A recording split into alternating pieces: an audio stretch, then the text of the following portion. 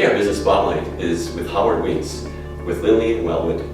And Howard, how long have you been a lawyer in town? Larry, I've been practicing about 20 years, started in 1993, and I spent just about my whole career here at Lindley Wellwood. Wow, Yeah. awesome. You know, before we talk about maybe more in-depth stuff, like who are you as a person? People will want to know, maybe this guy's really cool. What makes you tick? I have been married to a great lady. Her name is Sherry. We've been married 24 years. We have 3 children. We've raised them all right here in Abbotsford. We live just down the street from the office here. We're largely plugged into the community in many different ways, and that's who we are.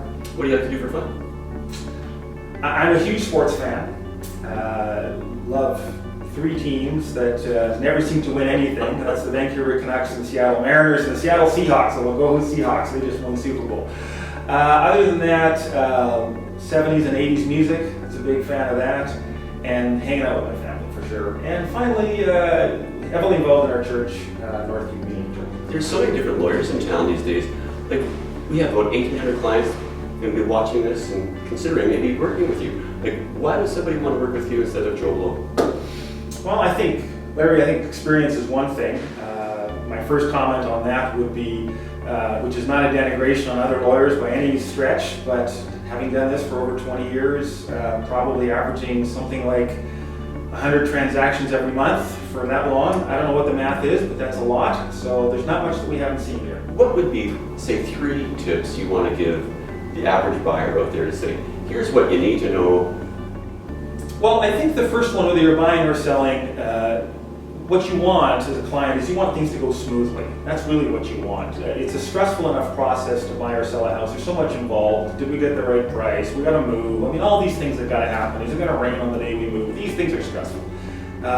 So how do we achieve that? Well, I think from the buyer's perspective, first thing, and this is going to sound self-serving to you, Larry, but first thing from my end of it is use a realtor. Homemade deals, we see them, they can work, not to saying they can't work, but from our end, homemade deals are much more likely to not go smoothly because when you drafted a homemade deal, you're not thinking about everything that you should think about.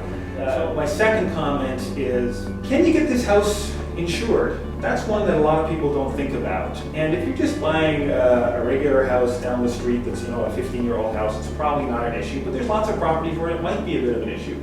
The other tip I would say is, and this is fairly well known, but it's just me plugging it out there again, spend the money to get a home inspection done. You'd be amazed how many times a home inspection will show that so-and-so, the seller or the guy before him, did his own wiring or his own lighting or something, and he didn't get it done to code, and he didn't get the city to inspect it, and so suddenly we have a code violation, and now the insurance issues start. And the issues start, and now the insurance, you can't get insurance, and yada, yada, yada. So Howard, those are some great tips for buyers. Mm-hmm. For sellers, what would you see as pitfalls that you've seen in the past? But in order to make it go smoothly for a seller, I think I'm going to go back to use a realtor.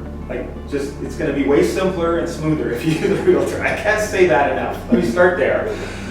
Secondly, if you want it to go smoothly, make sure that your possession date is 1 or 2 days after your completion date. And I know these are terms that maybe you're not familiar with. Completion date, or sometimes called the closing date, that's when the money changes hands. That's when you actually get paid. Possession date is when do I actually have to give over the keys, right? So get a possession date that's 1 or 2 days after the completion date. You're going to feel much better. This is going to go much smoother if you have the check in your pocket before you actually have to hand over the keys. You're going to feel better about that. When possible, avoid a Friday completion date, because the truth of the matter is sometimes things happen. And it's not necessarily the lawyer's fault, and it's not necessarily the realtor's fault, and it's not necessarily the banker's fault, but sometimes things happen, and suddenly we don't get the money on exactly the day we thought we would. Sometimes it might show up the next morning. Well, if you've got a Friday completion date, the next morning becomes Monday, and you have all this stress. Okay, hey, those are some great tips from Howard Wiens, Lindley Wellwood. And I just want to thank you today for sharing with us, Howard. My pleasure.